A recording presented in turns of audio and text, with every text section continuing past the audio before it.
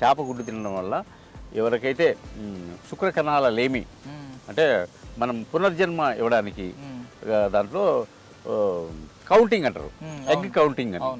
ఆ egg counting ఈ egg తింటే పెరుగుతుంది మొగాళ్ళలో. శాస్త్రోక్తంగా చాలామందికి జరిగినాయి. నేనే చాలామందికి సజెస్ట్ చేస్తే వాళ్ళు చెప్పారు, నువ్వు చెప్పినాక మాకు గర్భం నిలబడింది.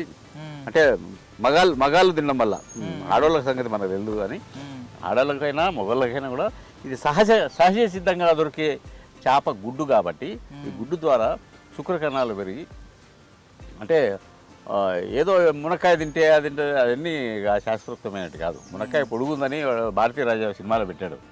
అట్లా ఏం కాదు కానీ మామూలుగా సృష్టి కార్యం అనేది అదొక ఫీల్డ్. ఫిజికల్గా 50% ఉంటే మెంటల్గా 50% ఉంటుంది. కాబట్టి ఇది అయితే నేను ప్రాక్టికల్గా చూశాను కాబట్టి నీకు నేను చెప్తా ఉన్నా. ఇప్పుడు ఇలా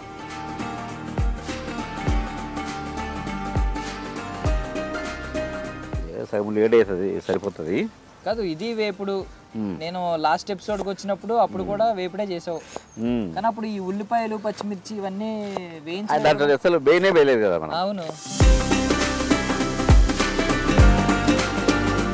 ఈ రెండు కచ్చ పచ్చ మళ్ళీ బాగా ఇదేం లేదు, ఆ ఫ్లేవర్ కోసమే ఇదంతా.